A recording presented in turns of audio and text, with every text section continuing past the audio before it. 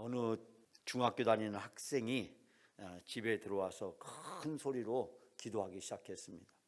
하나님, 아빠가 저에게 새 자전거를 사주도록 해주세요.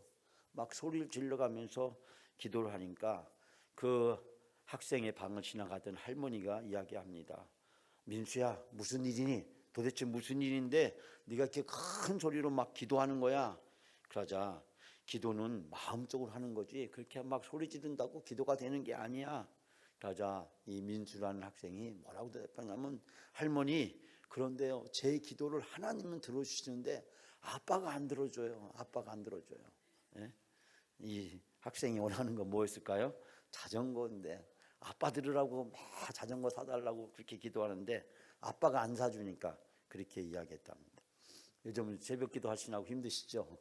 제가 그 얘기 하려고 이 얘기를 꺼냈는데, 새벽 기도 하는 일이 우리에게는 힘들고 어려운 일인지 모릅니다. 그러나 제가 명성교에 있을 때 김사 목사님이 늘 기도원에 수시로 기도하러 오십니다.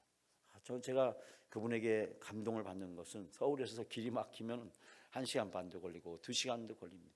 근데 어떤 때는 30분도 기도하고 가시고 1시간도 기도하시고 또 여러 시간도 기도하는데, 어떤 때는 너무 쫓겨서 오자마자 갑자기 연락이 오면 또 한 10분 기도하고 또 서울로 가시.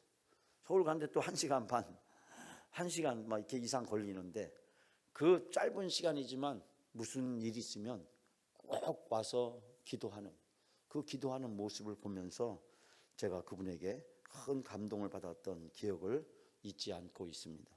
우리 영광교회가 열심히 기도할 때 열심히 기도하는 우리 영광교회 성도님들에게 기도를 들어주시고 하나님이 반드시 응답해 주실 줄 믿습니다.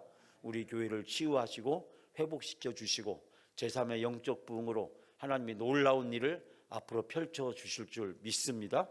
그 믿음을 가지고 우리 매일 새벽을 깨우고 주요 삼창을 외우고 간절히 하나님 앞에 찬양하며 기도하는 줄 믿습니다. 저는 오늘 주신 말씀을 통해서 우리가 몇 가지 은혜를 함께 나누기로 합니다. 여러분, 오늘 말씀은 우리가 너무나도 잘 알고 있는 말씀, 아마 이 설교를 수십 번 들으셨으리라고 생각합니다. 제가 가장 큰 고민 중에 하나는 설교를 수십 번 들은 여러분들에게 어떻게 그 수십 번 설교와 다른 설교를 할 수 있을까? 결론적으로 불가능하다라는 생각을 합니다. 제가 원고를 열심히 작성해 오지만 원고를 열심히 제가 또 읽으면 성공하면 여러분들은 다 고개를 숙이고 계시고, 그래서 제가 여러분 얼굴을 보면 제가 원고를 볼 수가 없고 제가 이 원고를 다 외울 수도 없고, 제 설교의 딜레마 중에 큰 딜레마가 바로 이겁니다. 그렇지만 오늘 말씀을 통해서 하나님께서 우리가 앞으로 가야 될 길, 영광교회가 이제부터 시작이다 라는 제목을 가지고 저 말씀을 함께 나누기를 원합니다. 오늘 말씀은 16절에 보면 중요한 단어가 하나 나오는데, 갈릴리에 가서라는 단어입니다. 제가 갈릴리라는 단어를 여러분이 수없이 많이 강조했는데, 왜 예수님은 갈릴리로 가셨을까? 왜 예수님이 부활하신 다음에 갈릴리로 가겠다고 말씀하셨을까? 또 제자들에게 예수님께서 순환받고 죽은 다음에 부활하신 다음에 갈릴리로 가셔야 된다라고 말씀하셨을까? 이 갈릴리가 도대체 어느 곳이길래 이렇게 갈릴리가 계속해서 나오는 것일까라는 것을 생각해 보게 됩니다. 여러분, 예수님께서 부활하신 이후에 있었던 일들에 대해서 지난 한 주일 동안 우리가 집중적으로 말씀을 함께 나누었습니다. 예수님의 무덤이 비었고, 그리고 그 빈 무덤을 여인들이 확인했고, 막달라 마리아가 예수님을 만났고, 그 소식을 전해들었던 베드로와 요한이 달려왔지만 무덤은 비어 있었고, 그 회의에 빠진 제자들에게 예수님이 나타나셨고, 시골로 가던 제자들이 돌아와서 우리가 그 예수님을 만났다고 하는 뜻밖의 소식을 전해주고, 그리고 그때 도마가 나는 주님을 보기 전에, 만져보기 전에 믿을 수 없다고 할 때 주님이 덜컥 나타나시고, 그리고 체념에 빠진 제자들이 디베라 바닷가에 고기를 잡으러 갔을 때 그들은 밤새 그물을 던졌지만 아무것도 할 수 없었지만 바로 그때 주님이 나타나셔서 153마리의 고기를 잡게 하시고, 그리고 해변에서 주님께서 모닥불을 피우시고 고기와 그리고 떡을 구우시면서 제자들을 아침 조찬에 초청하셨습니다. 지난 2주 동안 그 디베라 바닷가에서 도대체 무슨 일이 있었는가, 그 이야기를 저와 여러분이 함께 나누고 묵상을 했습니다. 주님과 베드로와의 세 차례의 대화가 거듭해서 반복적으로 이루어졌습니다. 3번 부인했던 베드로, 3번 찾아오신 예수님, 3번 대화를 하시는 예수님, 그 대화에서 또다시 3번 똑같은 질문을 던지시는 예수님, 내가 나를 사랑하느냐? 그 말에 대해서 베드로는 똑같은 대답을 할 수밖에 없었습니다. 내가 주님을 사랑하고, 그것은 주님께서 아시지 않습니까?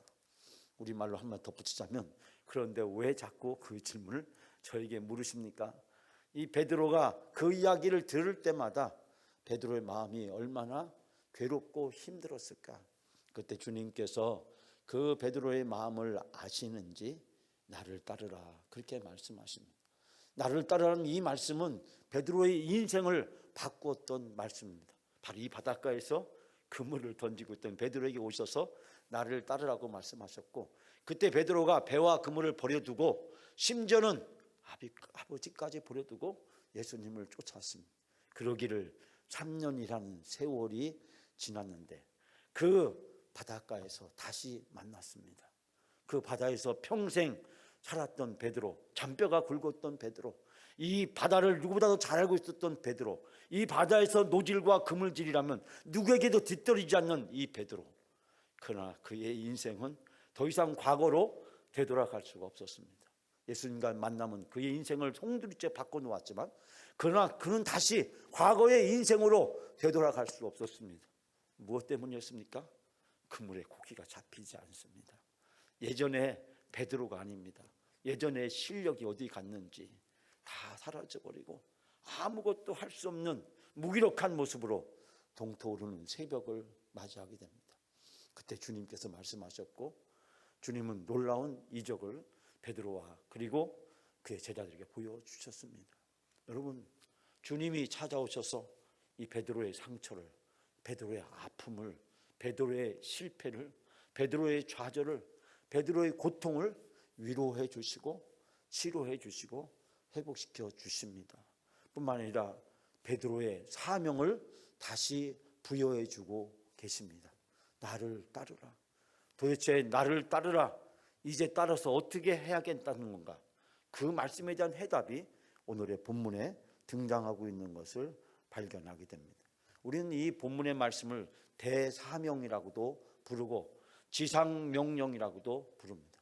아브라함 카이퍼는 문화명령, 즉 창세기 1장에 나오는 문화명령을 통해서 하나님이 세계를 어떻게 경영하시는지를 보여주고 있다고 한다면, 이 예수 그리스도의 이 지상 대명령은, 대사명은 이제 예수 그리스도가 이 세계를 어떻게 회복시키고 구원할 것인지를 우리에게 이야기해 주고 있다라고 이야기하면서, 바로 이 마태복음 28장 이 말씀이 사도행전 1장 8절 말씀과 더불어서 주님이 이 세상에서 마지막 남겼던 이 말씀들이 제자들의 삶을 근본적으로 다시 바꾸고 그들에게 사명을 다시 부여하고, 그 사명이 그들에게 진정한 사람 낚는 어부가 되는 것, 예수님을 따르는 것이 무엇인지를 깨닫게 해주는 것을 발견하게 됩니다.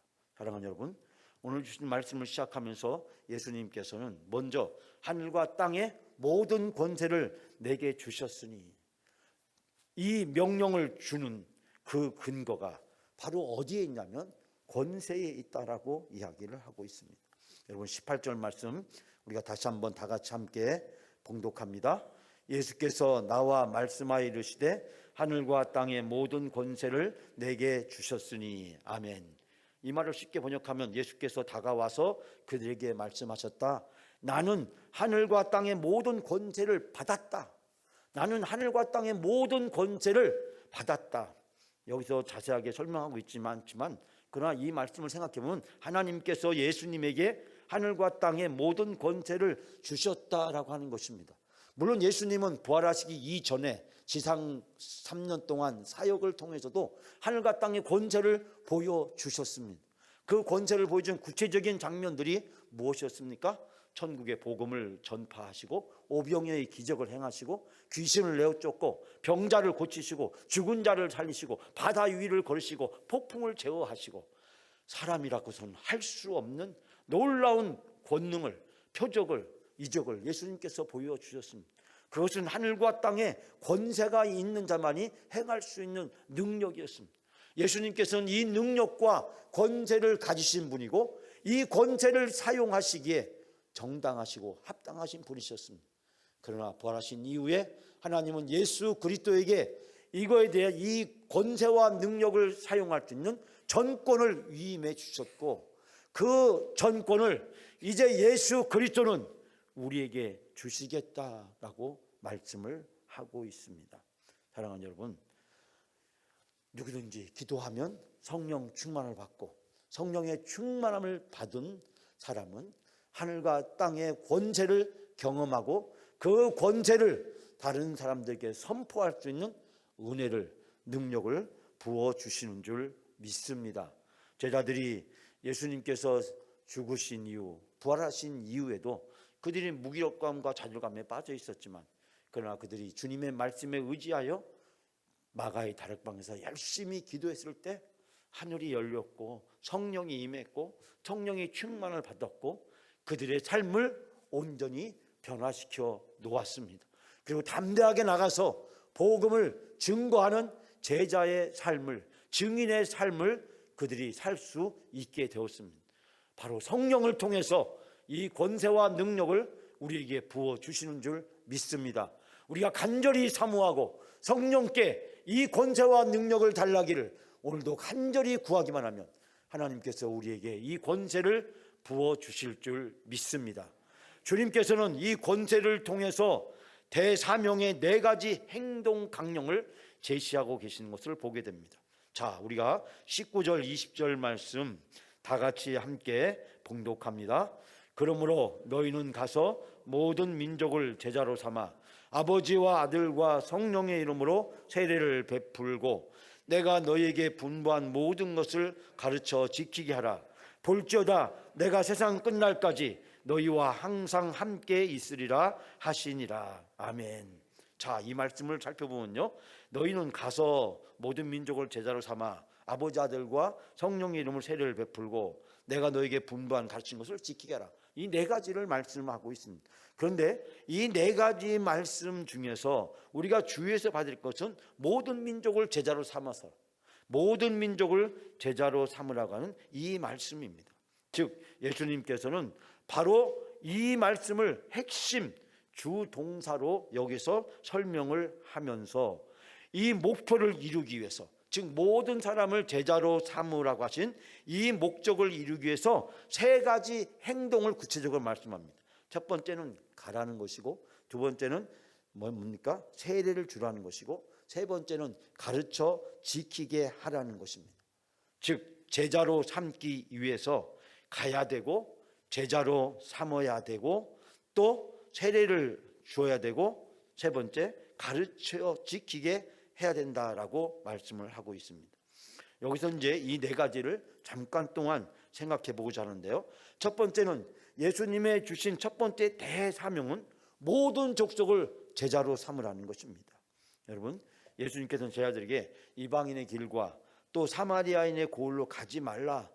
나는 이스라엘의 집에 잃은 양을 위해서 왔다라고 말씀하면서 때로는 예수님께서 그들을 배척하셨던 모습을 우리는 알 수 있게 됩니다. 그런데 더 이상 이방인과 유대인 사이에 차별이 존재하지 않음을 여기서 선포하고 있는 것을 발견하게 됩니다. 마태가 여기서 족속이라는 말을 사용하고 있는 것은 민족들, 백성들이라고 하는 뜻으로 사용하고 있는 것을 보게 됩니다. 다시 말하자면 여기서 민족들, 백성들은 그것이 이방인이든 유대인이든 상관이 없다라고 하는 것입니다. 즉 이방인과 유대인 모두를 다 포함하고 있는 것이라는 사실을 알 수 있게 됩니다. 그러면서 그 모든 족속을, 유대인이든 이방인이든 그 족속들을 제자로 삼으라, 제자로 만들어라, 강력하게 명령하면서 가르치고 훈련시키라고 이야기하고 있는 것을 보게 됩니다. 한 사람을 그리스도의 제자로 거듭난다는 것은 결코 쉬운 일이 아닙니다. 예수님의 제자들도 3년 동안 주님과 함께 동거동락하면서 그들은 예수님을 눈으로 보았고 귀로 들었고 예수님이 하는 것을 직접 먹어보고 만져보고 체험했습니다. 그럼에도 불구하고 그들이 제자로 변화되고 바뀌는 과정에 많은 어려움이 있었다는 사실을 알 수 있게 됩니다. 제자로 삼으라고 하신 것, 주님의 지상명령 성취의 궁극적인 목표라고 하는 사실을 우리는 여기에서 발견하게 됩니다. 진정한 제자는 예수님의 가르침을 듣고 이해하고 순종하는 자를 이야기합니다. 그러므로 배와 그물을 버려두고 나를 따르라. 이 나를 따르라고 하는 것은 나의 가르침을 듣고 그것을 이해하고 너희가 순종해야 된다는 것을 말씀하고 있습니다. 제자란 그리스도의 권세 아래서 그 교훈의 멍에를 메고 살아가는 사람이고 그리스도가 말한 진리를 따르는 사람을 이야기하는 것입니다. 그러므로 이 본문의 말씀에서 제자로 삼아라고 하는 이 말씀에 대한 응답으로 바로 다음에 등장하는 세례를 받고 가르침을 받는 일이 필요한 것입니다. 그러므로 너희는 가서 제자로 삼아서 세례를 주고 가르쳐 지키게 하라. 이 지상 명령의 성취의 목표는 바로 제자를 삼는 데 있다. 제자가 되는 데 있다. 즉 다시 말하자면 우리 성도들이 이 세상에서 신앙생활을 하는데 중요한 목표 중에 하나가 바로 우리가 주님의 제자가 되는 데 있다. 주님의 제자가 되는 것, 주님의 제자로서 우리가 살아가는 데 있다. 제자는 스승을 압니다. 그리고 스승의 삶을 따라가는 삶을 우리는 제자라고 이야기합니다. 스승이 무슨 생각을 하고 있는지, 무슨 말을 하는지, 무슨 행동을 하는지, 스승의 삶이 무엇인지, 스승의 삶이 무엇을 추구하는지를 스승에게 듣고 배우고 행하는 사람을 제자라고 이야기할 수 있습니다. 그러므로 이 제자를 보게 되면 스승을 발견할 수 있게 되는 것입니다. 다시 말하자면 우리가 그리스도의 제자라고 이야기했을 때 우리를 통해서 예수님이 드러나야 됩니다. 예수님이 어떤 분이신지, 우리를 통해서 예수님이 어떤 분인지가 나타나야 되는 것입니다. 우리의 말과 우리의 생각과 우리의 행동과 삶을 통해서 다른 사람들이 예수님이 어떤 분인지를 발견할 수 있게 되어질 때 우리는 그때 진정 예수 그리스도의 제자라고 할 수 있다라고 하는 사실입니다. 사랑하는 여러분, 여러분이 무엇보다도 예수 그리스도, 오직 예수 그리스도 그분을 사모하시고 그분을 간절히 본받는 여러분의 삶이 다 되시기를 바랍니다. 그것을 위해서 3가지 행동 강령을 제시하는데요. 첫 번째는 무엇입니까? 너희는 가서라고 하는 말씀입니다. 오늘 이 가서라는 말은 가다란 한 번 간다라는 뜻이 아닙니다. 이것을 원어로 자세하게 이제 풀어서 설명해 보면 뭐냐면 끊임없이 지속적으로 나가야 된다라는 뜻을 가지고 있습니다. 가서라는 것이 한 번 간다고 하는 것이 아니라 계속해서 끊임없이 반복적으로 가는 행위를 이야기합니다. 즉 제자가 되는 길은 지속적이고 반복적인 훈련을 통해서 이루어진다라고 하는 것입니다. 한 번 가는 것이 아니라고 하는 것입니다. 즉 주님의 삶을 본받기 위해서 그리고 주님의 말씀을 실천하고 행동으로 옮기기 위해서 우리에게 지속적이고 반복적이고 그 일이 되풀이해서 일어나야 된다는 것입니다. 우리는 하늘과 땅의 모든 권세를 가지신 예수 그리스도에게 놀라운 권세와 그리고 명령을 받았습니다. 복음을 전하는 일은 우리가 가는 일입니다. 안 믿는 사람들에게 예수 그리스도를 증거하는 일은 가는 일입니다. 그러나 한 번 가서는 안 됩니다. 2번 가야 되고 3번 가야 되고 4번 가야 됩니다. NCC의 NCD라고 하는 자연적 교회 성장 그룹이라고 하는 그런 단체에서 전도 소급이라는 프로그램을 개발했습니다.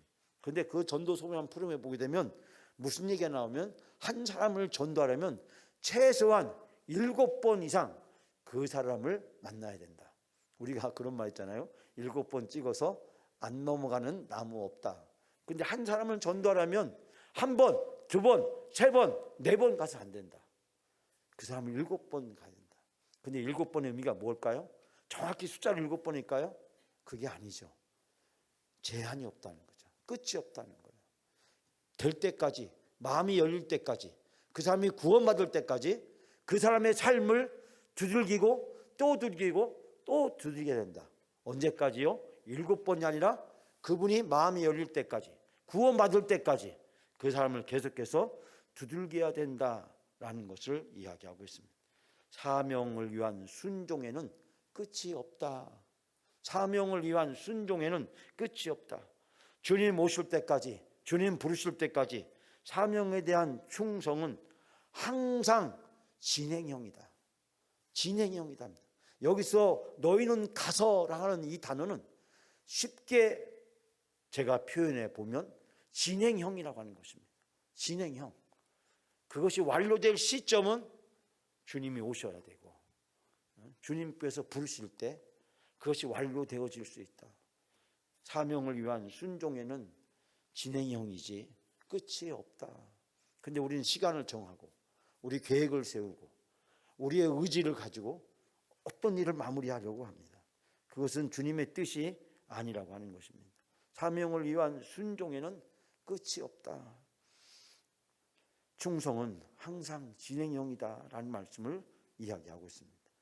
두 번째는 예수님께서 주신 대사명의 두 번째는 뭐냐면 세례를 주고입니다. 세례를 주는 것.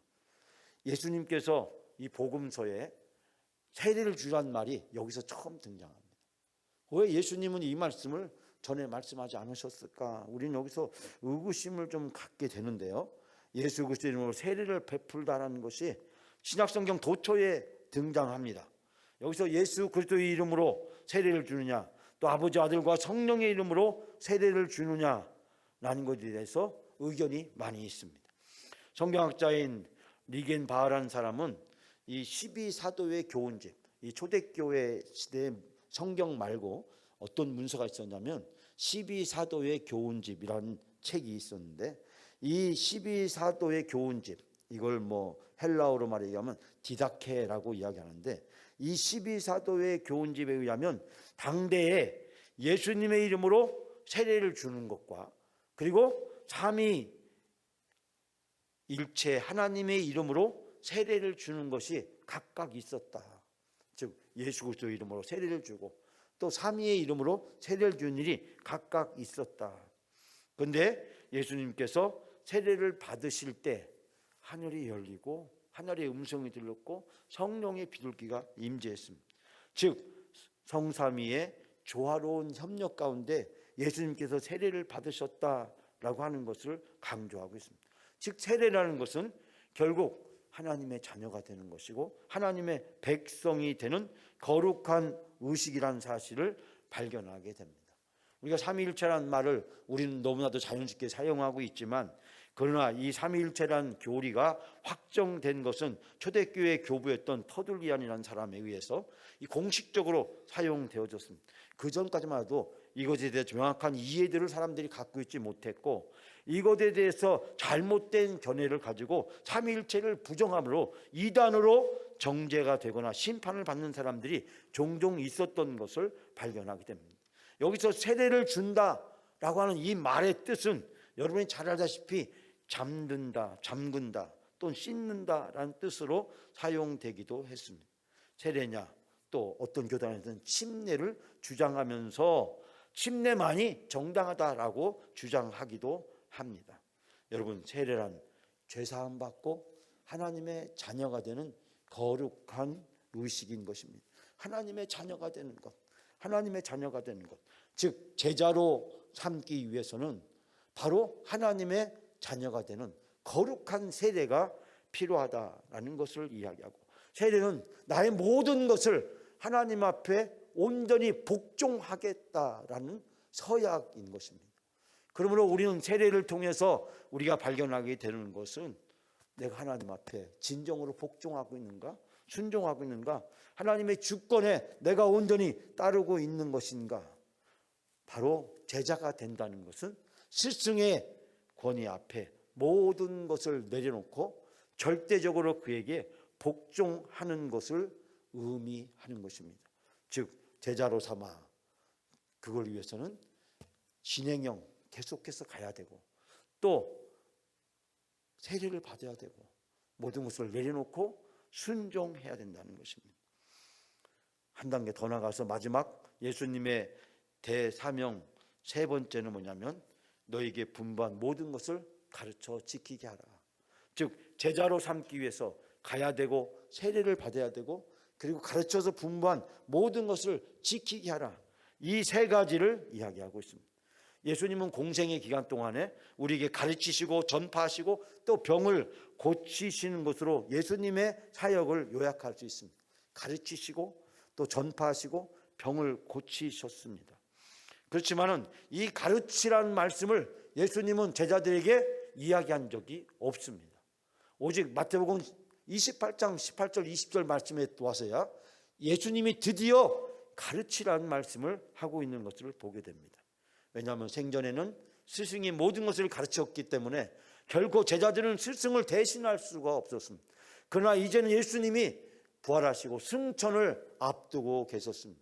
그렇기 때문에 주님께서는 제자들에게 마지막으로 자기가 했던 모든 것들을 제자들에게 위임해 주시는 것을 보게 됩니다. 그 뭡니까? 예수님이 주신 것은 권세를 주시고 그 권세를 가지고 가서 사람들에게 세례를 주고 그들을 가르쳐서 지키게 하라. 예수님이 주신 권세로 예수님이 주신 능력으로 가서 세례를 주고 가르쳐 지켜서 그 사람들이 제자가 되게 하라. 하나님의 가족이 하나님의 멤버가 그들이 되게 하라는 말씀을 여기서 이야기를 하고 있는 것입니다. 주님께서 마지막으로 승천을 앞두고서 이제 예수님께서 지금까지 하셨던 이 일들을 제자들에게 위임하고 있는 것을 보게 됩니다. 여기서 가르친다는 것은 역시 마찬가지로 가서라는 말과 동일한 의미를 가지고 있습니다.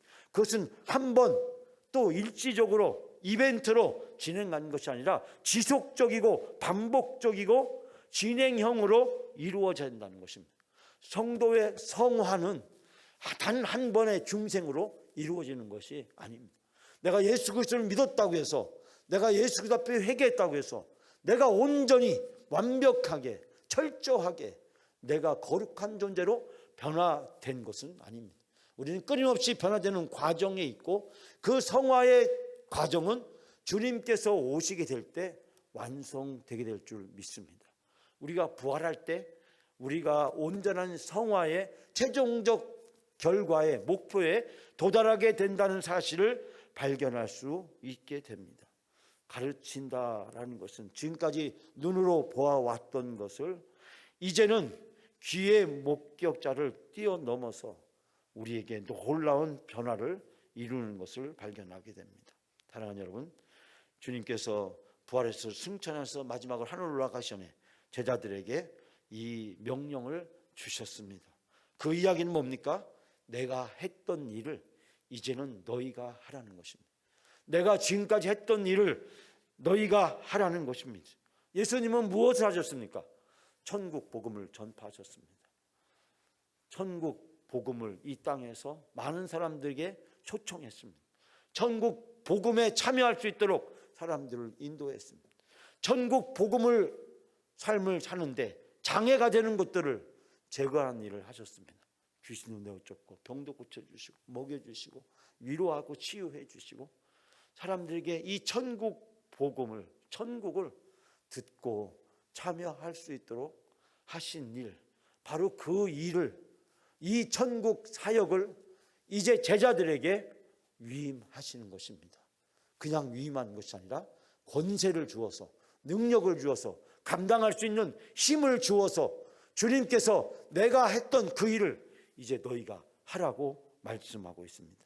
사랑하는 여러분, 이번 주에는 우리가 가정주일 처음으로 구역 모임을 갖습니다.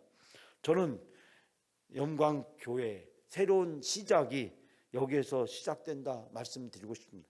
전 구역이 교회고 교회가 구역이다, 구역이 교회의 미래다는 말씀을 여러 번 드렸습니다. 잊기만 해도 되는 중보기도를 가지고 이번 주일날 우리가 이제 오전 예배를 드리고 식사를 같이 하고 그리고 나서 구역별로 함께 모여서 우리가 구역 모임을 가지려고 합니다. 마태복음 28장 18절에서 20절 말씀이 이번 구역 예배를 통해서, 구역 모임을 통해서 이루어지는 놀라운 역사를 기대하고 소망해 봅니다. 사랑하는 여러분, 우리로 하여금 이 일을 위해서 주님은 우리를 부르셨습니다. 여러분과 저에게 주님이 하셨던 일을 하라고, 천국 사역을 우리 보고 하라고 우리를 불러주신 줄 믿습니다. 우리 영광교회가 천국이고 여러분이 모이는 그 구역이 천국이 사역이 이루어지고, 여러분이 모이는 남선교회, 여선교회, 교회에서 지는 모든 모임들을 통해서 천국이 이루어지는 그런 놀라운 역사가 있어지기를 주님의 이름으로 축원합니다.